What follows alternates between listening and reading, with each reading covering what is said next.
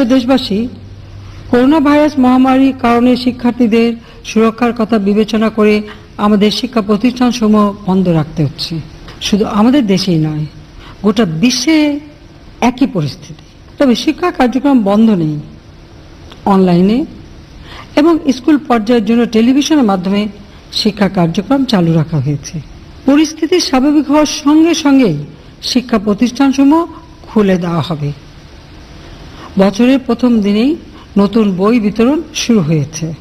2019-20 অর্থবছর প্রাথমিক থেকে উচ্চশিক্ষা পর্যন্ত প্রায় 2 কোটি শিক্ষার্থীর মধ্যে 2,958 কোটি টাকার বৃত্তি প্রবৃত্তি বিতরণ করা হয়েছে।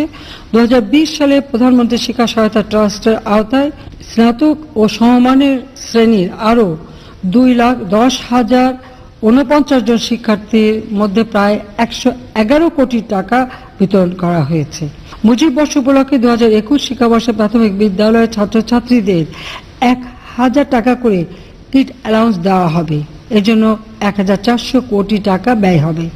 দেশের 7,624টি এমপিওভুক্ত মাদ্রাসায় 1,48,061 জন শিক্ষক কর্মচারীকে প্রতি মাসে 276 কোটি টাকা বেতন ভাতা দেওয়া হচ্ছে। 2020 সালে নতুন করে 499টি মাদ্রাসা এমপিওভুক্ত করা হয়েছে। 1,519টি ইবতেদায়ী মাদ্রাসার 4,529 জন শিক্ষককে ত্রৈমাসিক 3,15,00,000 টাকা অনুদান দেওয়া হচ্ছে। দাওয়ারে হাদিস পর্যায়কে মাস্টার্স সমমান মর্যাদা দেওয়া হয়েছে।